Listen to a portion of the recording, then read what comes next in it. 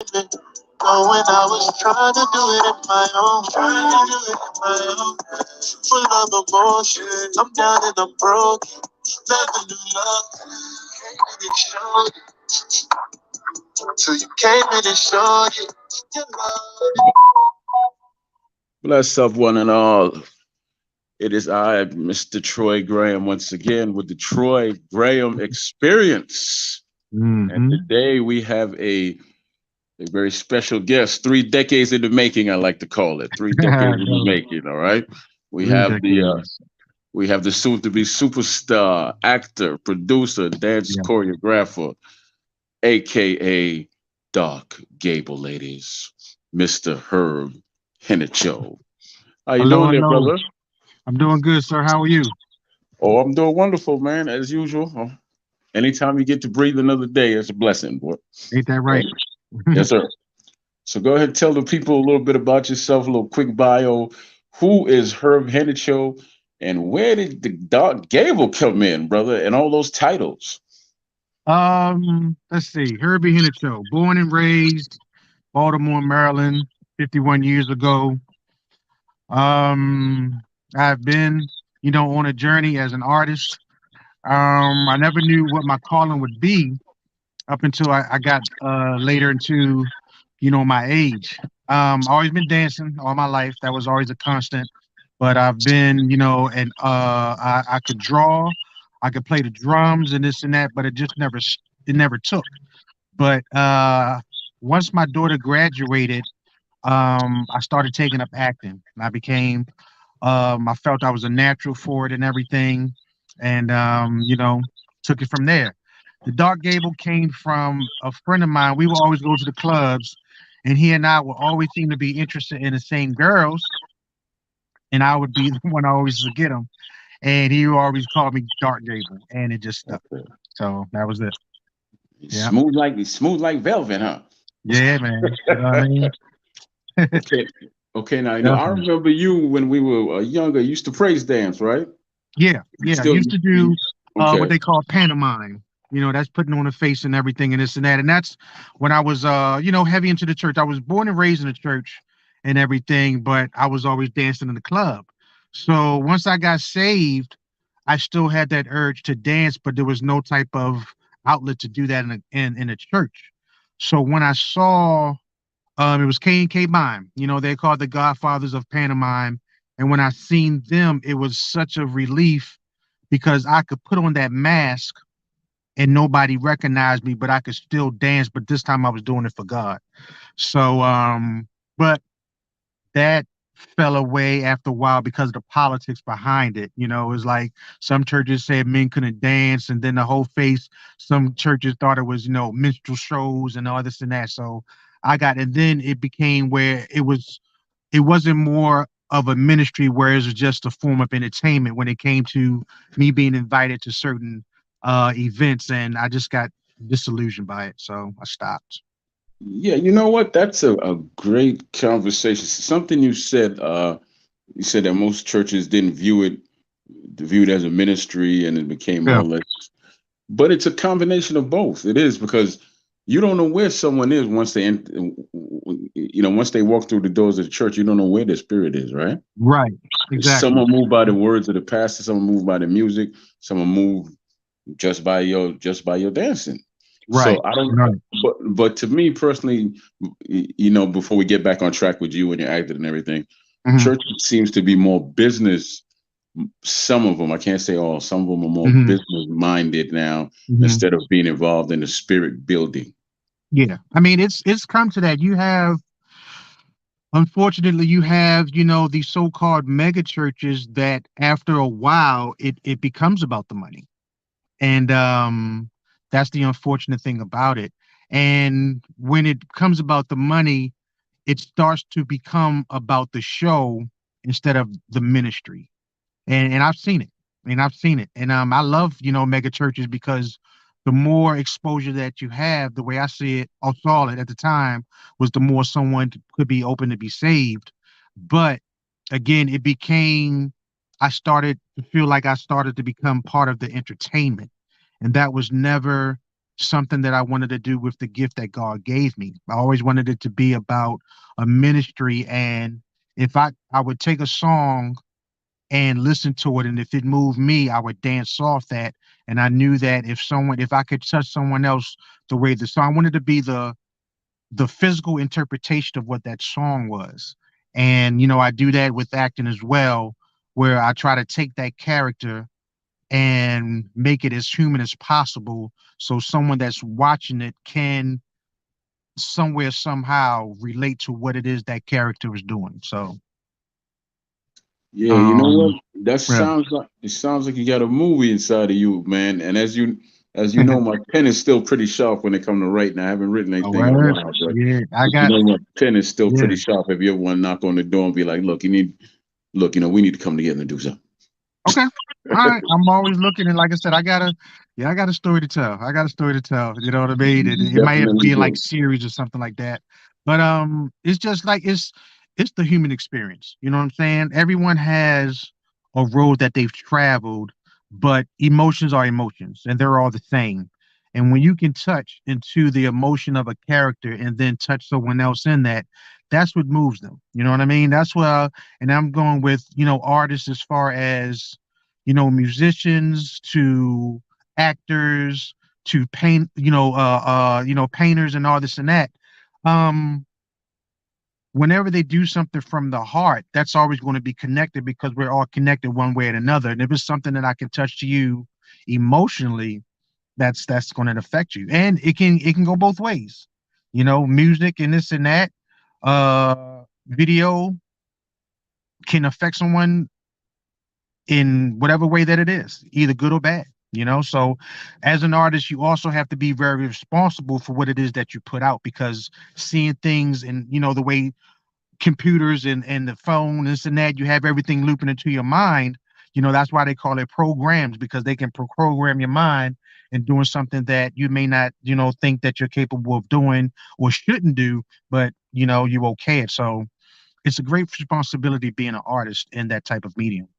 Definitely. Okay, now, as far as it goes for acting, was that Mhm. something that you sought out, or did the spirit like call to you? Um, it called to me. I even, when we grew up at the time, we would always see movies or it would come on, television, ABC or this and that, NBC.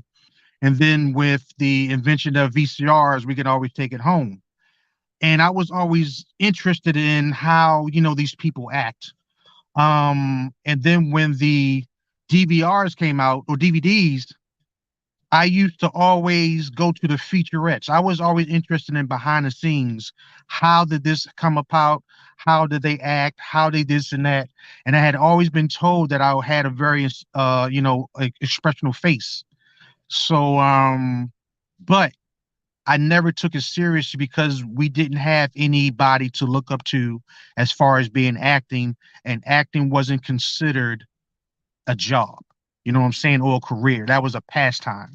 That was something that you did, what I mean? You go to church or you go to a theater and you do something like that. But as far as black men, it wasn't. The only person that we looked up to during that time was Billy D. Williams. When I grew up, it was Billy D. Williams. And then a decade later, it was Denzel. And Denzel, no, even before Denzel, it was what's the man? Passenger 57. What's the name? Wesley, but you missed Wesley, you somebody, know what I'm brother. saying? You Right. actually Wesley was the man. no, And no, no, no, then, no, no, when but you Denzel missed came, somebody. You actually huh? missed somebody. All right, You hold on, actually hold missed on. somebody. Yeah. Denzel. Oh, Carl Lewis. Carl. Is it Carl Lewis? Back further before, but before there was a Billy D, there was somebody else. Oh, Sidney Poitier? Hallelujah. Okay. No doubt, no doubt, no doubt. But I'm just saying for my generation, you know what I mean?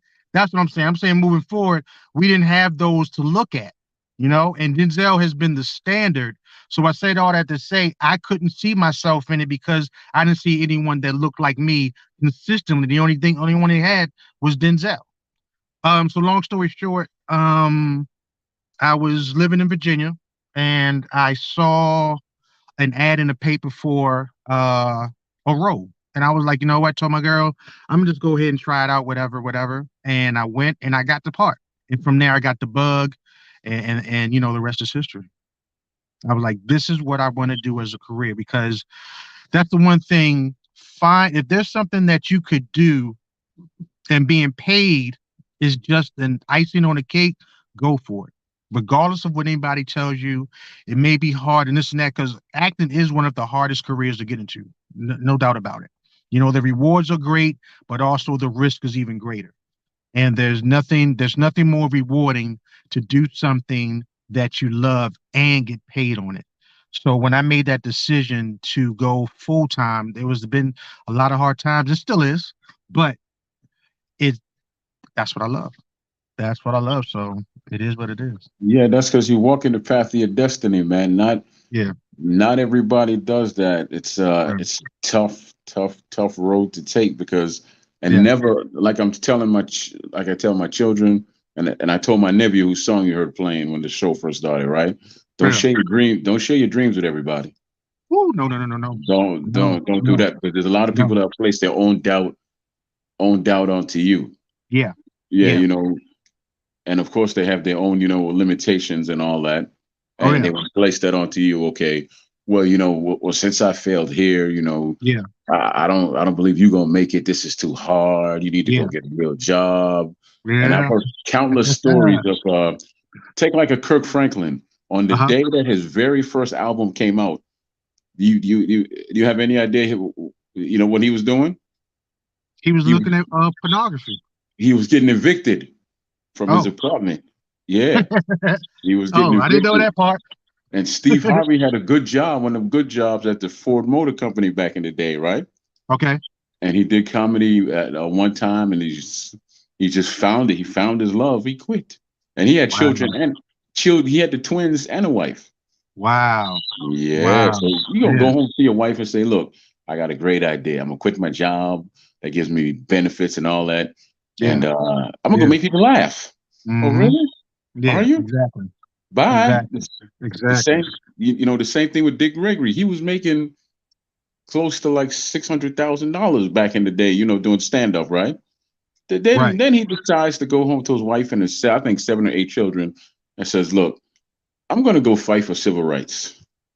Wow. And yeah, yeah. Wow. So you got to. It takes a lot of strength to do what you're doing. I'm proud of you, but let's talk about now. That's it. Thank you. What does that title? Oh, no, you know what's pause right there. What are your main goals Mm-hmm. in acting, man? I understand you're in front of the camera, but you got any thoughts of being behind the camera in the future? Oh yeah. Oh yeah. I've done some writing, you know what I'm saying? I've done like some short stories and everything, and I have done some directing. So that's stuff. And just like with, being a musician or whatever, the power is behind the scenes. With the musician, the power is in your publishing. You know what I'm saying? With acting, the power is in your writing or producing or even directing. So I definitely want to and I'm desiring to do that. You know what I mean? Once I get as I'm building my name, I'm also looking to, okay, how can I direct?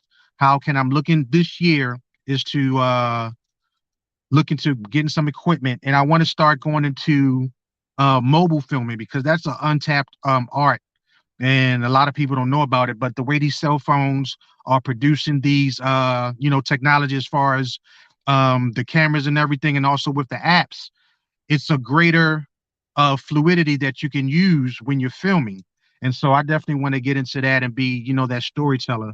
But that's definitely something that's going to be in the future as well, acting and producing. Because like I said, man, we have a lot of stories as far as us being, blacks. And yes, I know a lot of stories that we tell about, coming up or being in a either in a drug game or the record business game. But there's more to us than that.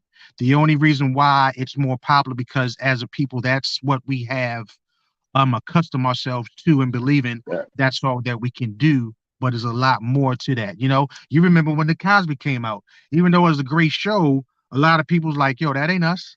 And it's like, yo, but why not? And if it was us, then we know we were Uncle Toms or sellouts and stuff like that. So there's a lot of mentalities that we have to deal with, as a people. And one of the things that I'd like to contribute with that is in, sight and image. Mm. And funny enough, that was a bad label to be called the Cosby Kid back in the Yeah, day. yeah, And everybody makes the mistake of calling Uncle Tom a sellout. He actually helped slaves escape. It was Sambo who yeah. was the one that was actually doing the dirt. It wasn't Hmm. Uncle Tom. But Hmm. just to stay on topic, man. Wow. There was it's something you said about mobile streaming or mobile movies, right? Yeah. Yeah, because What is it's called? It's called mobile filming, and there's a lot of right, artists and filmmakers that use their cell phones, like iPhones, and with the the Galaxy and stuff like that, where the cameras are to the point where now they can produce quality films.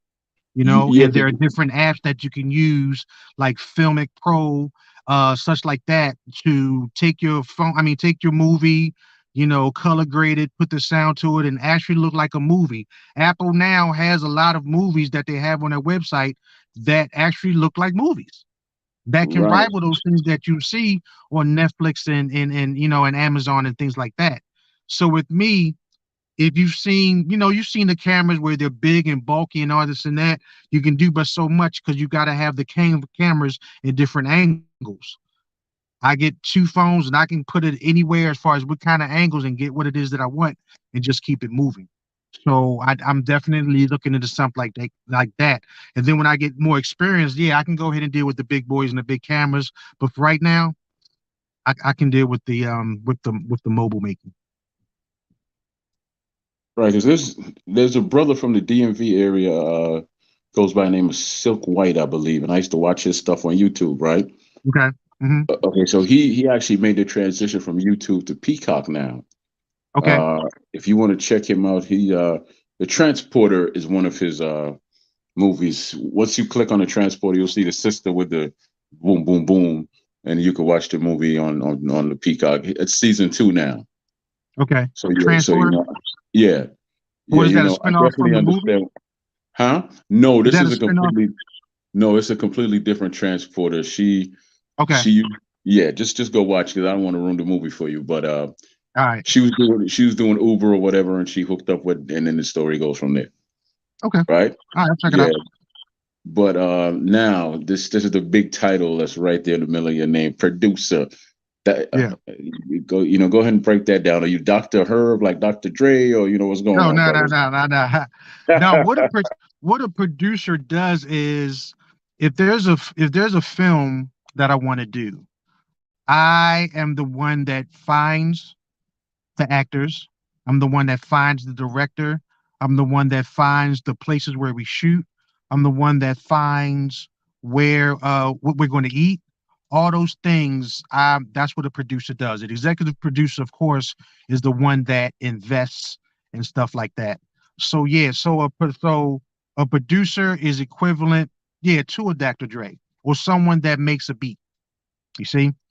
And so he has everything set up, and the beat maker, or Dr. Dre will have his engineers, he'll have his beats and stuff like that. I will have my director, I will have my AD, I will have my cameraman, I will have my production assistants. I produce all those things.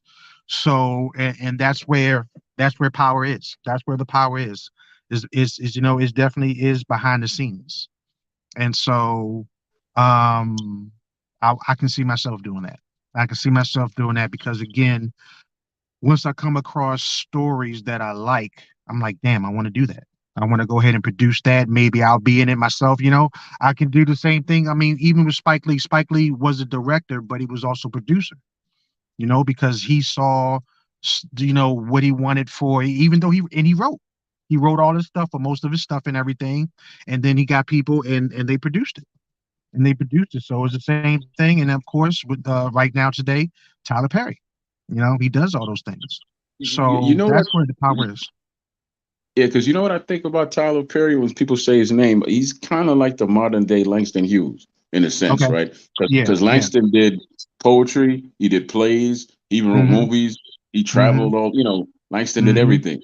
He wasn't Hmm. he did everything, and And the issue that I'm having before we get back on to you and everything is that I don't understand why we can't work together. Why can't a Yeah. Spike Lee work with a Tyler Perry? And if and then you have to go further than that.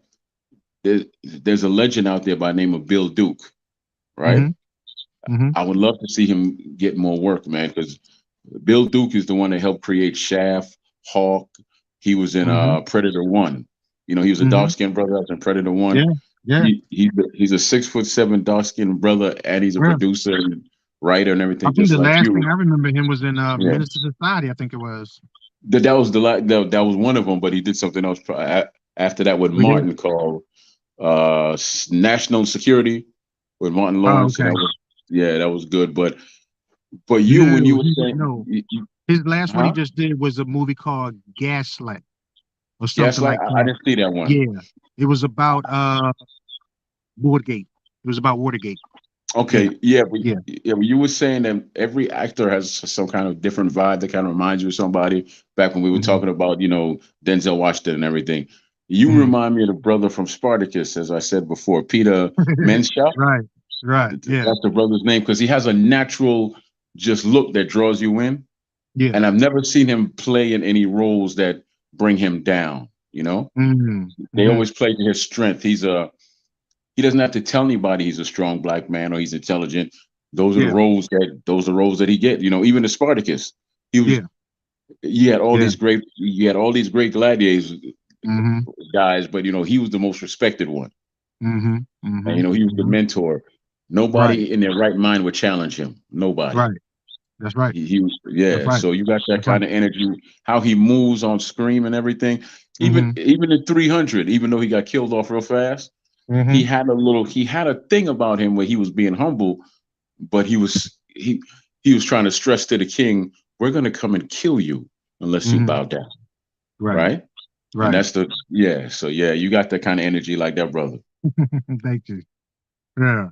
Now, I mean, like with me, I don't when I tackle a character, the way that I was taught, I'm considered a method actor. Okay. And what the method actor does is they dive into the psychology of what that character is. And I've taken psychology. I'm very fascinated about how someone thinks and how they believe in something so much that they make those others they it they can make someone else think the way they think, influence. And as an actor, when I take on a role, I try to make what a backstory is of that person and why did they get to that point of the story that I'm talking about.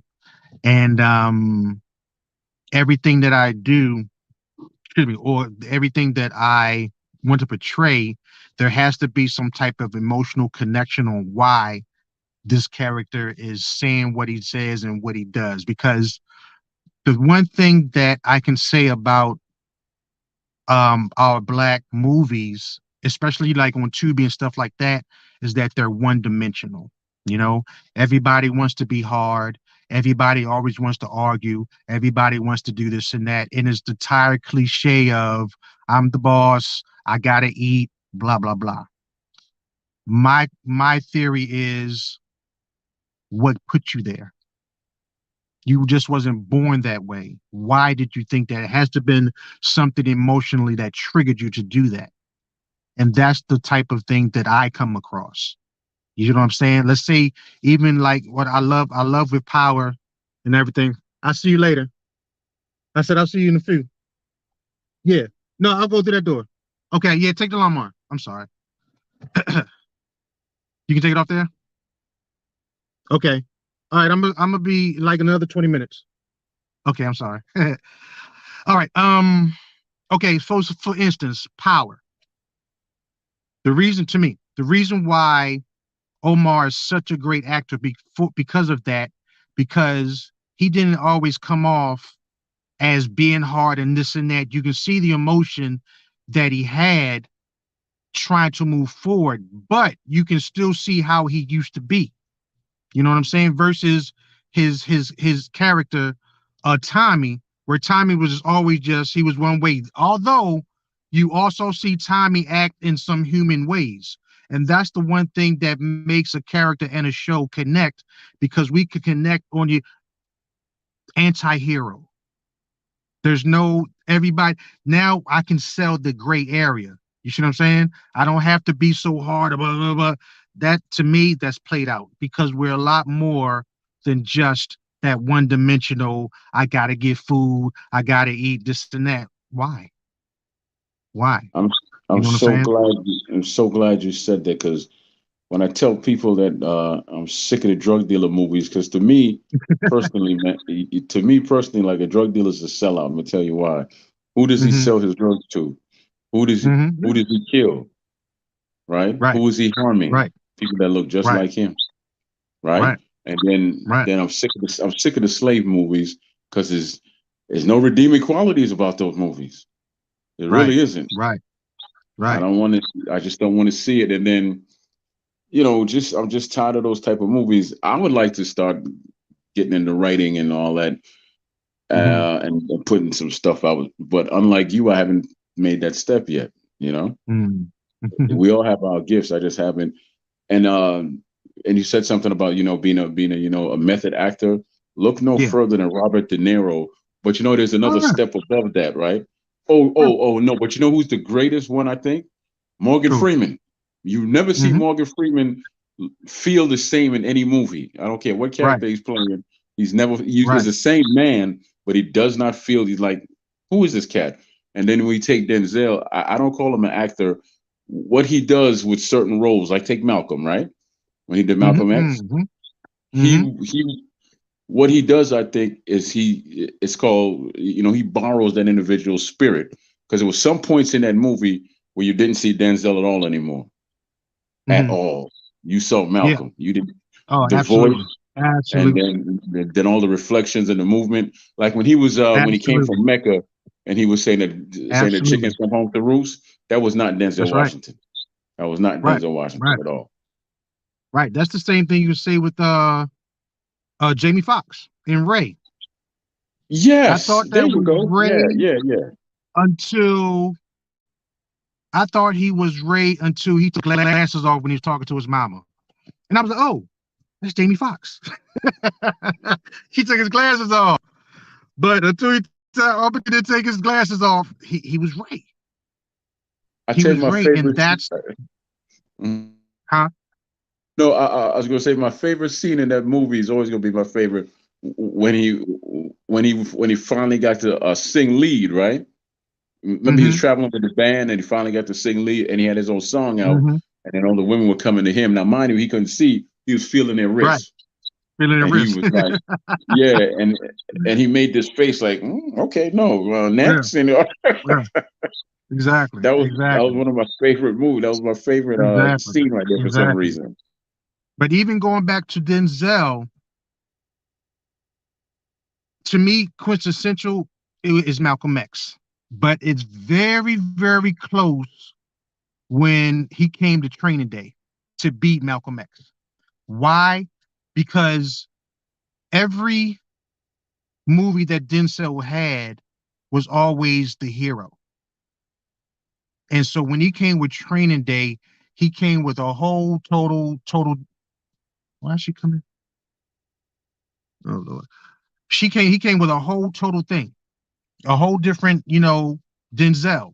And I loved him for that. He caught hell for it and everything because that wasn't who he was always regularly supposed to be, but he killed that damn role. He killed the role, and I appreciate it as an actor. And when you can do things like that, I played this role. It was on TV called Fatal Attraction, and the man killed his woman, whatever. And some of my friends, female friends, and this and that, were coming to me and like, "Yo, I knew you was like that." And right there was a good mark for me because as an actor, if I can move you like that emotionally, I got you. I got you. You see what I'm saying?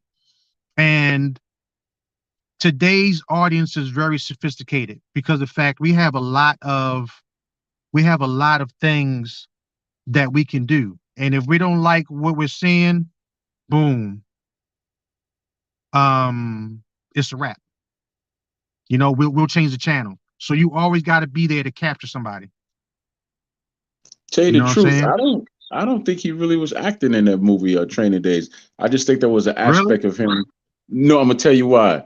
I think it was just an aspect of him that he just brought forward because we all have another side to us. I just think that he just brought that side of him forward because okay, if you look at his old interviews when he was younger, right? There's one where he was saying Uh-huh. that he was up for some role as super Negro or whatever, and blah blah blah. He gets all the white women couldn't be killed, and he's like, I'm not taking that damn role and all that. That's all. And it was a part in the movie where they made that they were joking about slavery and all the blah blah blah. So he said, "Oh yeah, just like when you gas the Jews, that's funny too, right?" Nobody in the audience is laughing. Hmm. He's like, "That's my point. That's my point. I didn't find that funny either. So why would I take that role, right?" So Right. and then he was doing an interview with Jamie Foxx, right in the foxhole, and he was talking about how him and Sean Connery Hmm. were up for Oscar, right? And Sean Hmm. Connery got a standing ovation just to go up and give somebody else an Oscar. So he left, but as he was leaving, he saw the table over there with all the food, where they serve the actors and all that. And he said, Hmm. look here, man. He said, Jamie, I'm from around the way. I'm gonna leave with something. I'm leaving with something, right? That's not acting. That's Hmm. just a side of him. That's just a side of him that he's finally decided to bring out on screen. That's why it came off so real. It flowed naturally, didn't it? I just think it flowed That's still naturally. acting. Just like with you. Okay, I don't know if you remember this. This was years ago over there by Mountain Road at the laundromat, right? You were always the calm Okay. one in high school and everything. And I think you had your daughter then with you. And we would do, I just happened to see you at the laundromat. We were both doing laundry, right?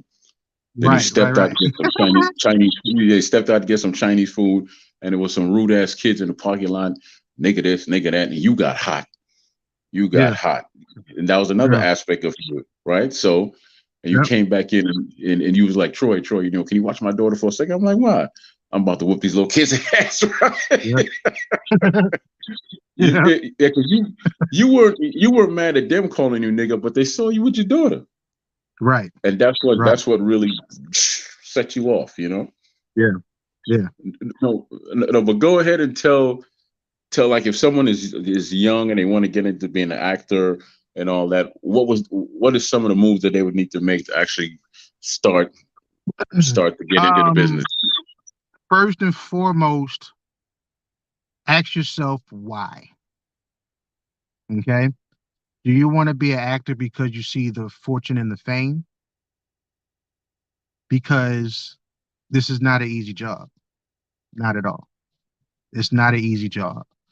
Now, once you've answered that question and you say that you love to act, then that's where your journey starts. A lot of times you have, if you okay, once you start, okay, and you see agencies talking about, you have to have your headshots and this and that and pay us X amount of dollars and we can get you in, that's a scam. Don't go for them. Go to your own, go get your own headshots and start going to acting classes. Find out what's a reputable acting class and start getting your verbal chops in because there's a lot to deal with when you're dealing with acting. Knowing a lot of times when we have a camera on our face, we're looking directly here. We're supposed to be here, and I'm supposed to look that way. I'm not supposed to look directly into the camera because that's what they call breaking the fourth wall. Traditionally. They have it right now where look into the camera, but learning things like that in class, learning how to if you have a law, I'm from Baltimore, so I had a strong Baltimore accent that wouldn't work. So I had to learn how to pronunciate my words and bring them all out and keep it at an even tone because I couldn't have that strong dialect. So things like that, you know what I'm saying, that you have to learn. Once you get those, and then you start looking for an agency. And an agency will always ask you, okay, what headshots do you have and what roles do you have? Now, when they're asking about roles, they want to see your acting chops and how it is that you speak. At the time when I was starting out, I had a lot of commercials, didn't speak. And so when I moved to Atlanta, I had all this footage of commercials, but not a lot of speaking roles, and I had to start over.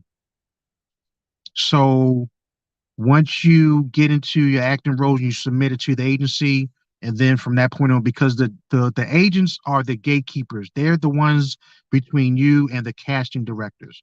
The casting directors are the ones that say, okay, they give your information to the director, and then they choose to see, okay, this person is good for that role.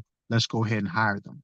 You know, you can do it on yourself, but it'll be a lot harder if you don't have an agent because again, they're the gatekeepers and they're always the first ones that the casting directors from the movie with Perry, he has Raven Drummer. So all those people that you see in Tyler Perry's movies had to go through Raven first.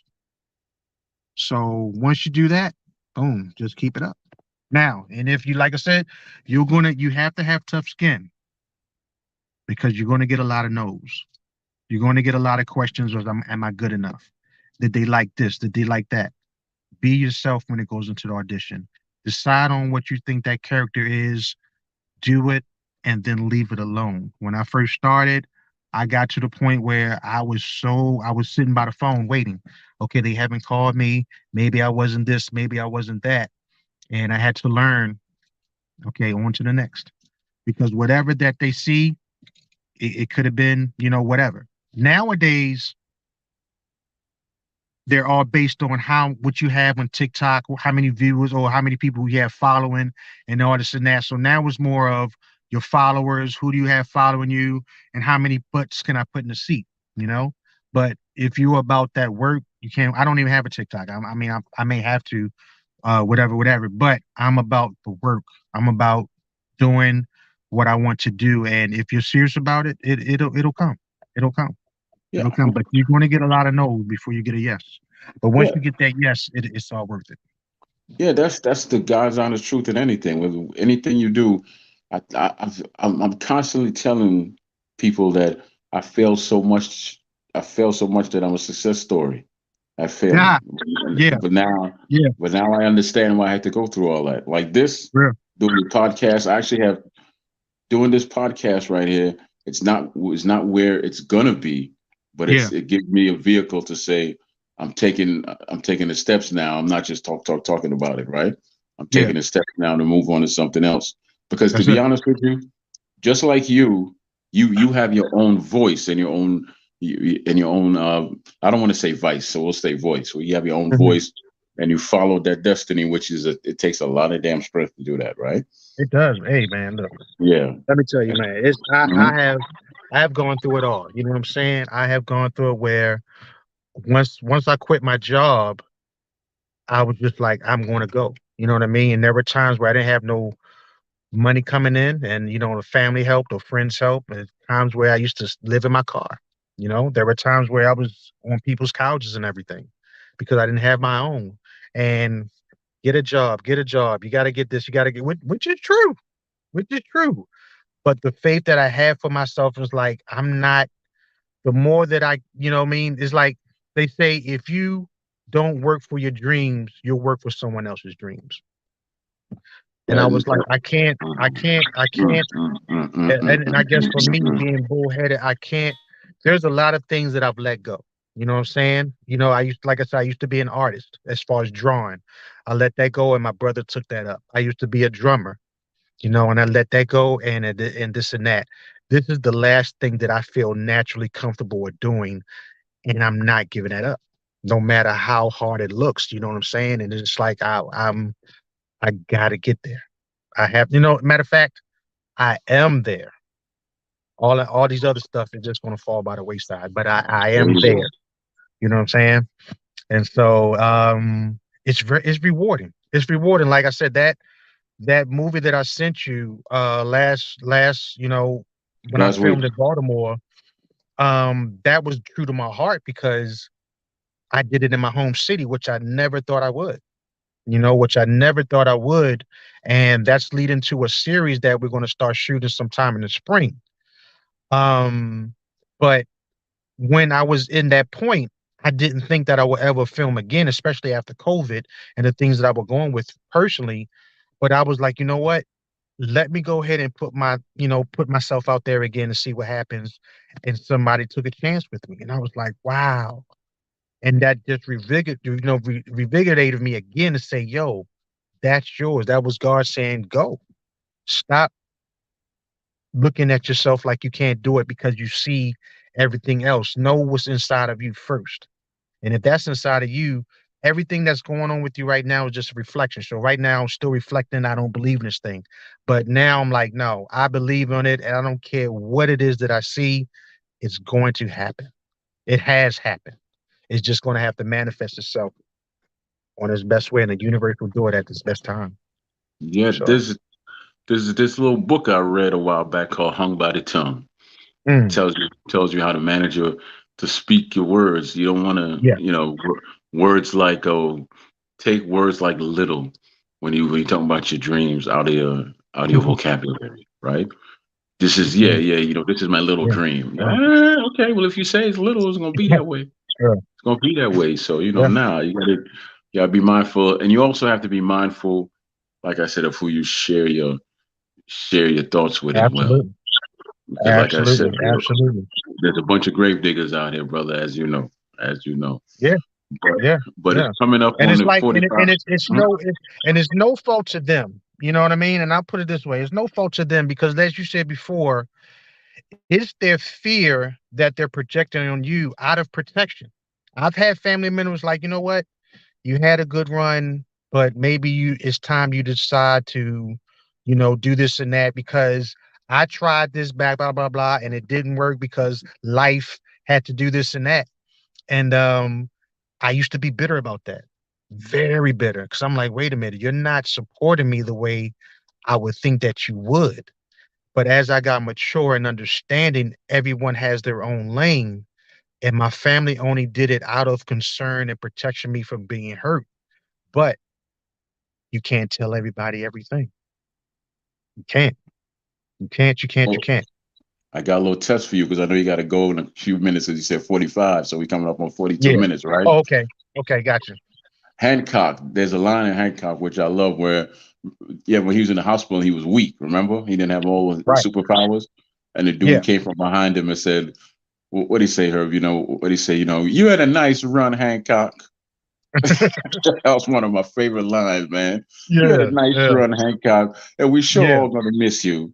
We sure Yeah. all gonna miss you. Yeah, Okay. that dude, that line right there will always stick in my head. You had a nice. Because how many Okay. times have you heard that? How many times have Oh you heard man. that? Yeah. Well, there's so I've many heard that. ways and shapes and forms. You heard it differently, but Yeah. yeah. I've heard that shoot. I've said it myself. I've said it to myself. You know what I mean? I've said it to myself sometimes and questioning it like, okay, I mean, you did it, but it's like I hate the feeling of being like a one-hit wonder when I know the desire that I have. And it's like, okay, my kids are grown. I'm sorry, my child, well, she's a grown woman. My grandkids are grown. That's her kids. What is stopping me other than this? There Other you than go. that, There you go. and it's just like, man, I just buckle down because when I watch a film, the first thing I'm thinking is, okay, what are they doing? What are they thinking? Okay, how did this happen? This and happen. I'm analyzing things now.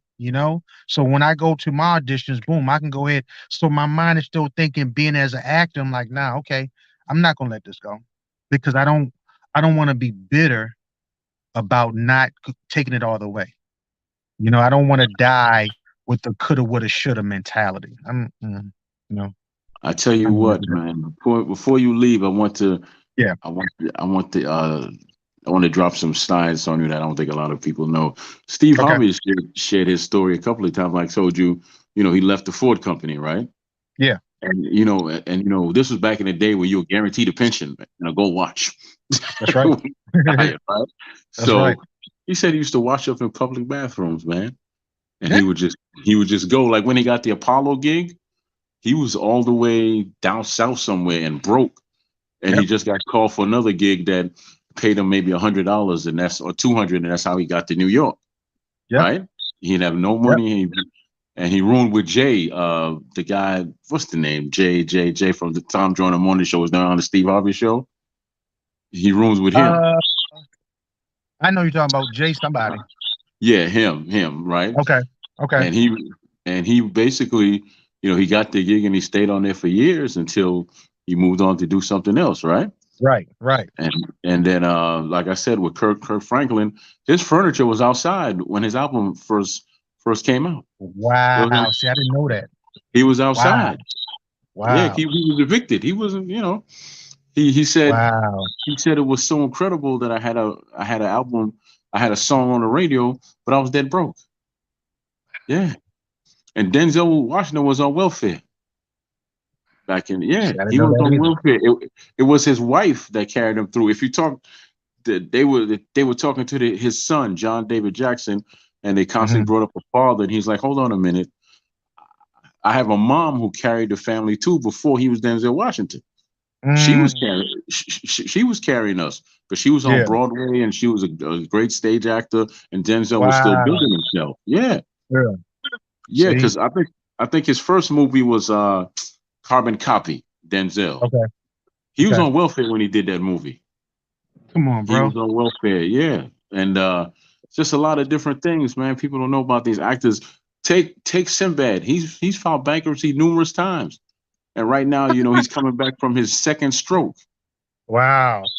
Sinbad is the one that broke really Steve Harvey, put him on the biggest stage he ever had at first, right? Right. And Right. I think Steve With Harvey Apollo. said he no larger than that. He used to travel with Sinbad. So Oh, and okay. Okay. yeah, Okay. Sinbad made a lot of money back in the day, right? Yeah. Yeah. Yeah. He was So, big back in the 80s. Yeah. yeah, so I think Steve Harvey said that he made close to $60,000 or something like that with traveling with Sinbad, and he told someone who he thought was his friend that he Hmm. had the $60,000, and he stole his wallet, got his bank card, and emptied him out.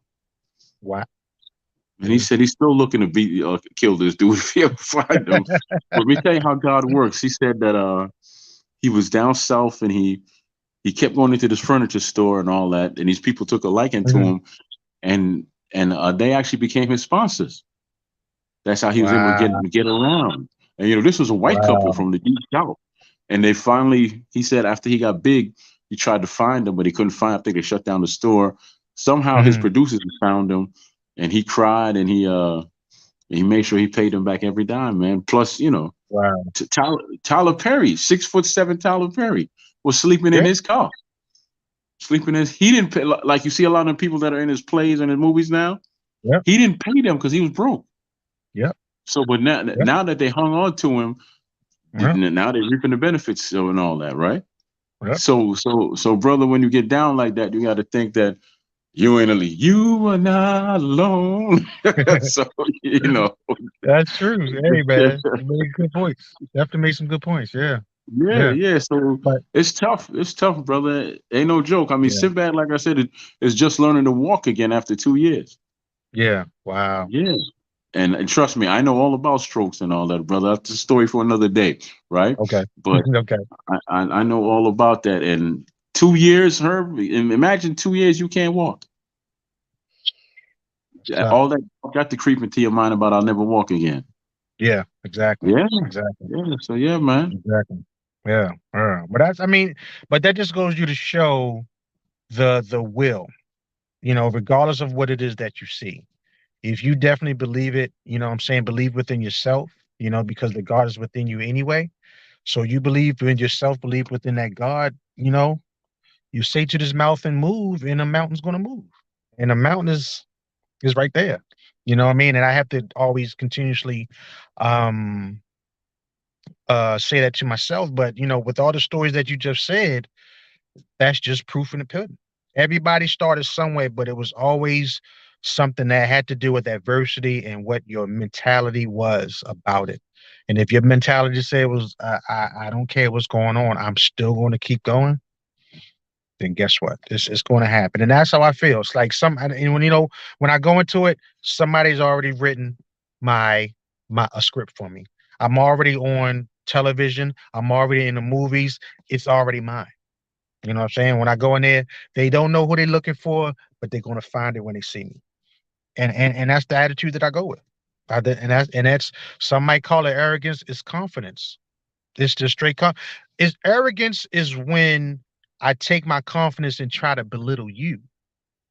But if I'm okay and I know within myself, you should be able to have that encouragement to be able to feel the same way about yourself. Because no one is bigger than the other, but it's again, the power is in belief. What do you believe in? You know That's what I mean? And absolutely a lot of time. So there. So absolutely true, brother. Now yeah. you said 45 and is about is 5 minutes over the Okay. time. I just want to check if Yeah, you're let good. me No, just no, start going. no, Yeah. no. You know, are you good to go or you got to go? Yeah, God, give me 5 more minutes. I like it. You know, if I 5 more start minutes. talking. Okay, okay, Yeah, okay. yeah, Cool, you cool. good. I just want to check because every time I got a guest on, I got to respect their time. No, I appreciate it, bro. I appreciate it. I appreciate it. No, this is Yeah. good. This is good because sometimes you gotta hear yourself say it. You know what I mean? This is Right. encouraging. Sometimes you have to hear yourself say it, and it's just like this is encouraging. This is encouraging, and for whoever will listen to it, don't it's not a cliche. It's not a cliche when they say don't uh don't lose out on your dreams. It's not a cliche, Whew. when they say stuff like that. Don't, you know what I'm saying? Don't chase your dream. It's not a cliche. It's the Nah, truth. ain't You no know, cliche. it's not a Let me share cliche. this with If you, right? if if God put that in you, guess what is possible? It's possible. If it's in you, then it's possible because all things are done. Everything is done. All you're doing right now, I want to go into quantum physics stuff like that. But once you put that power of belief into what it is, it will manifest itself.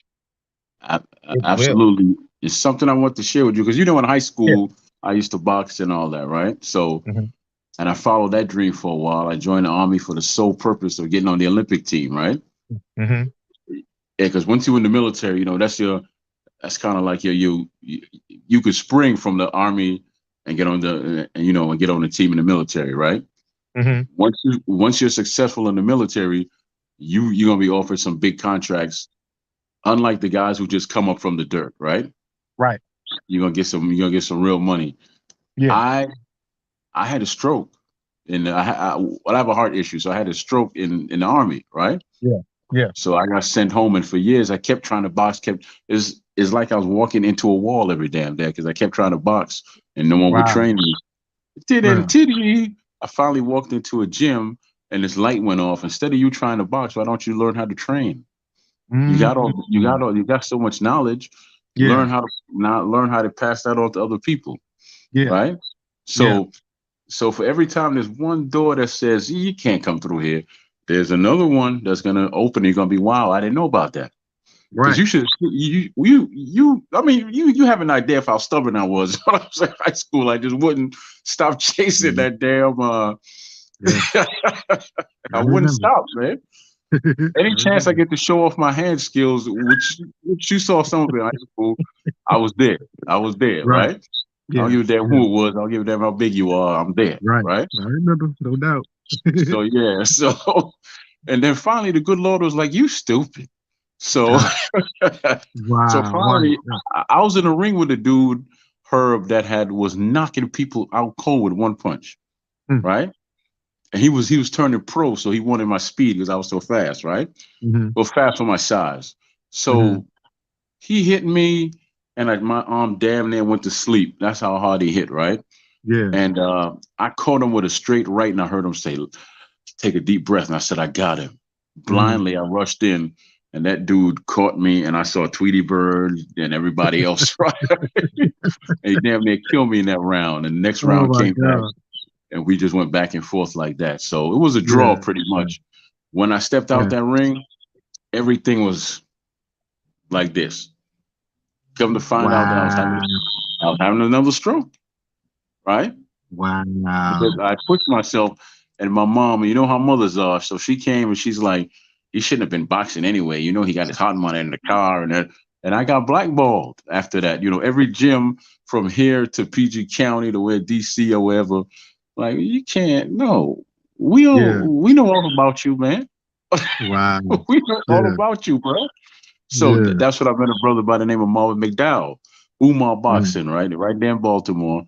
And I walked in Mm. his gym, and he's my mentor. Taught me how to train. because I was Mm, pissed. I was pissed off because I wanted to box, of but course. yeah. So there was a door that Mm, opened up, and I watched that's him it. because he trained champions, Okay. right? And then Hmm. so I learned from him, and I became a trainer. Yeah. So That's what's up. just like with you Yeah. and the acting and the producing and everything else you do, you have a lot of doors you could open, and in the future, I can see Yeah. you being a conduit for others. Like, come on in here, Yeah. but you know you got to work for it. You know you got to work Yeah. for it. Definitely. Definitely. Definitely. Definitely. Definitely. Yeah. And that's it. And that's, and like I said, man, whatever that I have learned and am learning, I have no problem, I'm saying, giving back. I do that now, like with my dance when I do Chicago style stepping. Whenever someone asks me about something, boom, this is why. I've been there.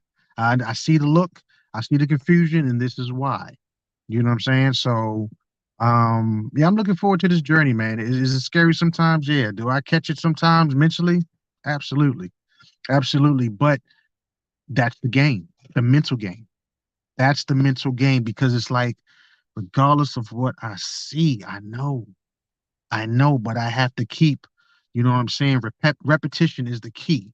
Repetition is the key because you got to believe with you have to believe. Do you realize that we as humans always celebrate others for the things that we can't do? Meaning, you got singers, we celebrate them because they can sing. But we're really celebrating because you know what? We know that you took that time to do all these things and this and that, and you got it.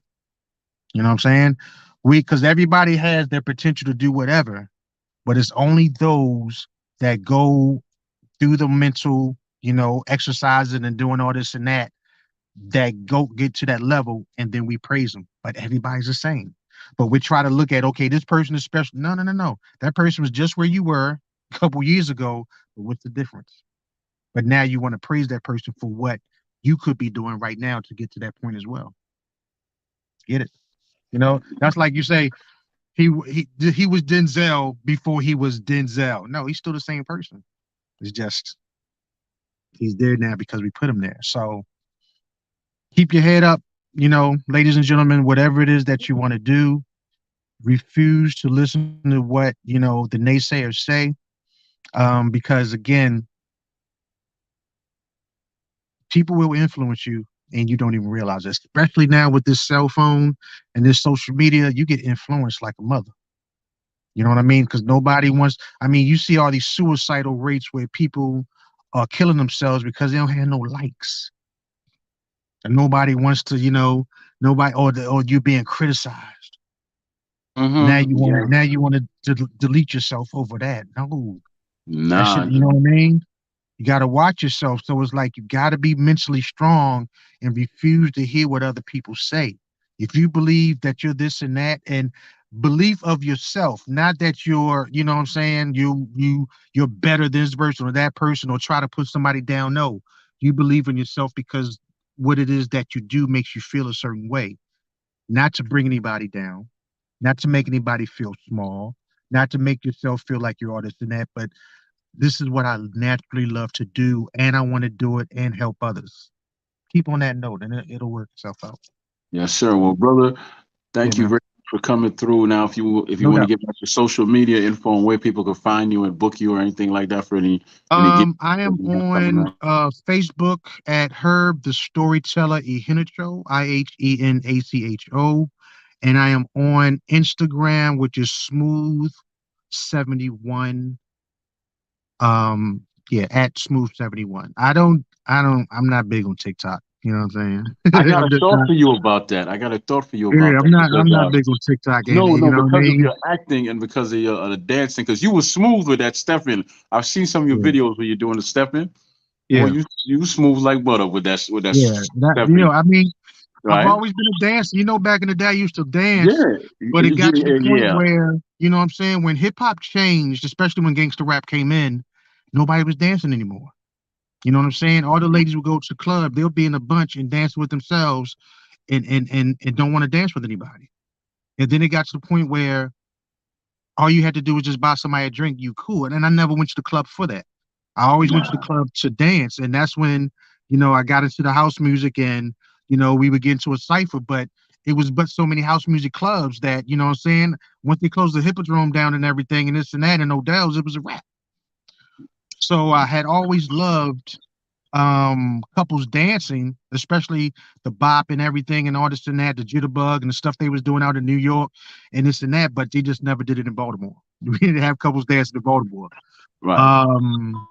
So when I saw it, I was like, oh, that's what I want to do, because not only did it make me feel good, but I didn't have to feel like I was some old man trying to get with young women and everything. And I found women that loved to dance as much as I did. You know what I mean? It wasn't where, because it's a couples dance. And I was like, yo, I got to be the best. You know what I mean? So I just always been doing it. To I be was honest still with doing you, it. Yeah. you were so good because I used to do spoken word, and I traveled on the chitlin scene and Yeah. all that, right? Yeah. It was people that I never want to go up after ever. Mm, And then yeah. when it came to dancing, if I walked in a room and saw you, I'm like, well, I just hug the wall over here, Yeah. I don't feel like it. Yeah. Herb here. Okay, damn it, I'm on Yeah. the wall. I ain't gonna do no damn Yeah. dancing with that brother here. Yeah. You and that, That's how I was. You know what I mean? That's how I was. It's like you you and knew that you knew how I smooth, was when I walked in the club. But I'm a right? But you battle. know I'm a what? battle anybody. So it's competitive, but it's still fun. It's still fun. I go to Chicago all the time and just learn to dance because of that culture. And it's a beautiful dance. It's a beautiful dance. So if I can spread it, you know what I mean, and I teach it and everything, I'll do it. I'll do it. Yeah, So yeah. it's Also, all but you in. should give TikTok a try. I'm gonna tell you why, because all about skits, and you're an actor. So take the That time, you know what? take the time to think about it. In one way, yes. But for me, I will never be taken serious. You don't know, brother. You never know. You never know who you might attract just with your overall natural skill. Remember that book I told you about? Hung by the tongue. You're talking Yeah, yourself yeah. down before you even give yourself a chance. Come on, brother. I Yeah. mean, I'll look into it. I mean, like I said, I'm becoming a lot more open to it. But the way I just see it, man, I'm hardcore. I'm hardcore, Okay. and I don't see any of my actor friends doing it or those that I respect in the game doing it. You know what I mean? Because again, it's also the thing where, as far as um, what is that? Overexposure.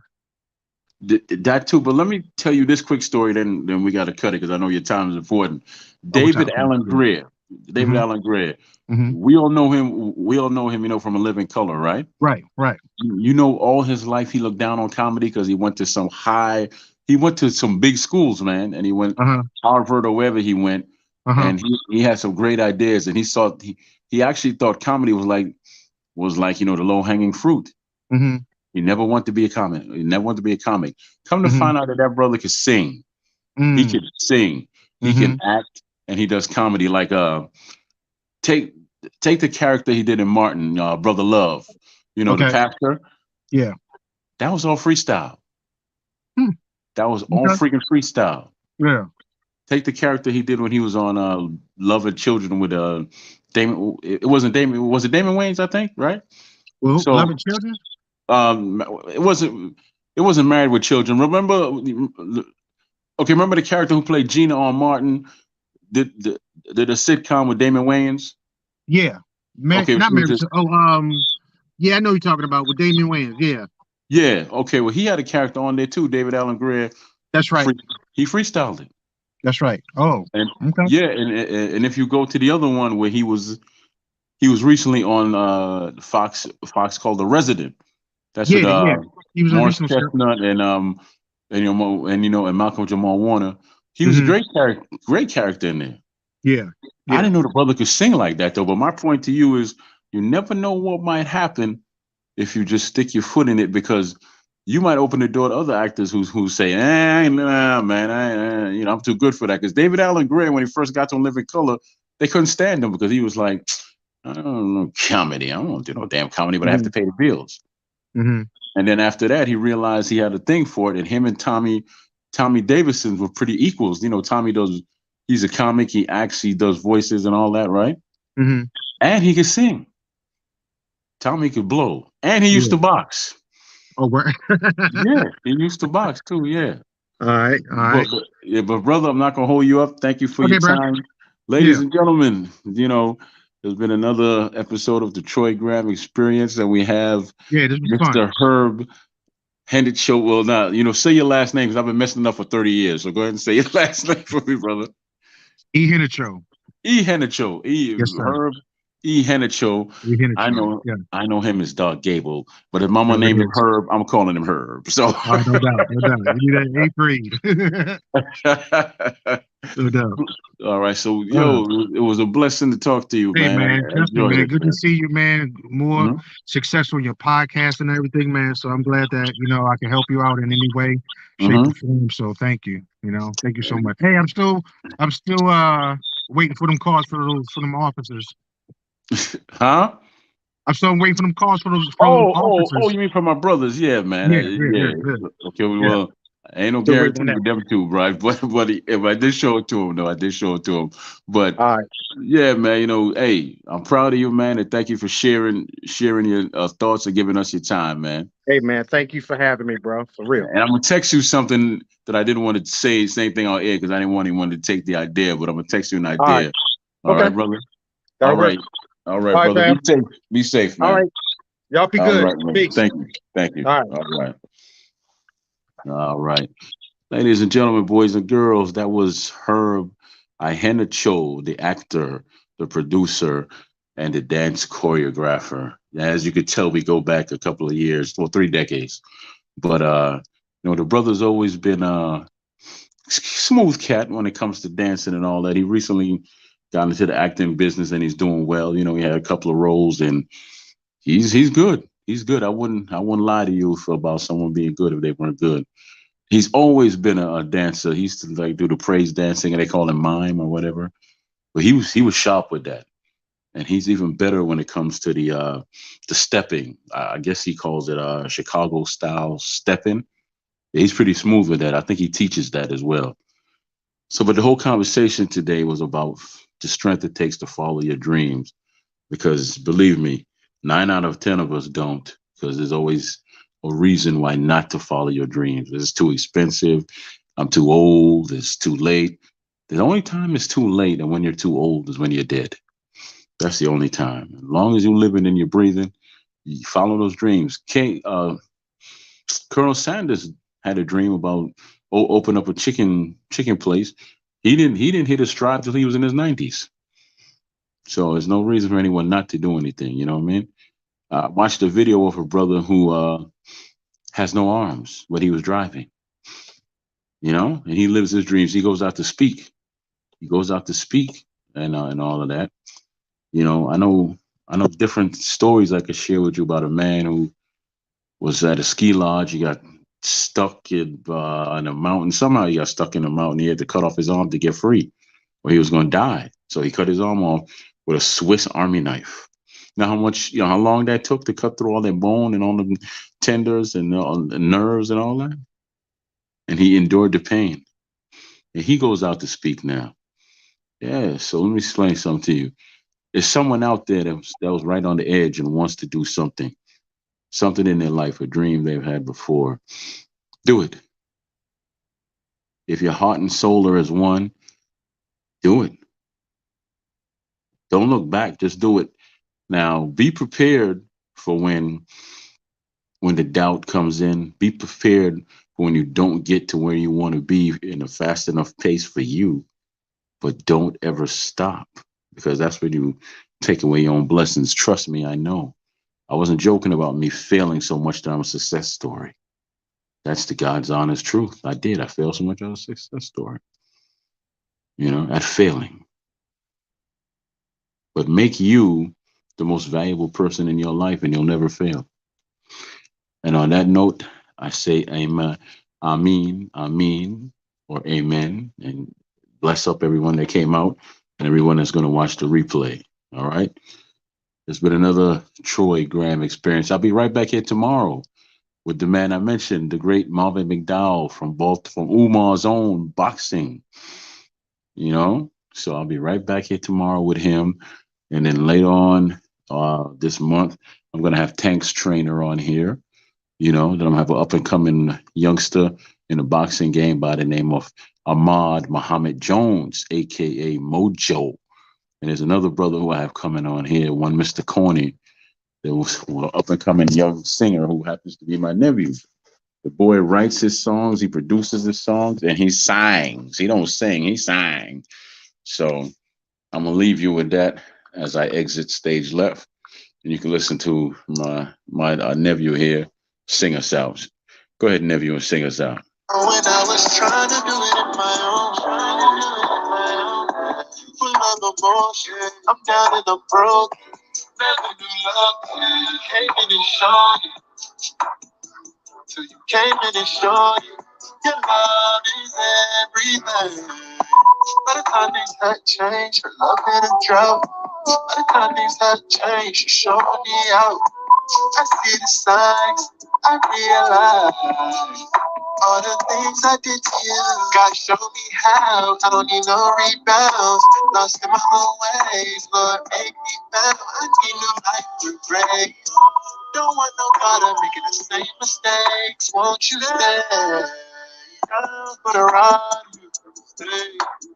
Down for the ride. Bless up, bless up, bless up.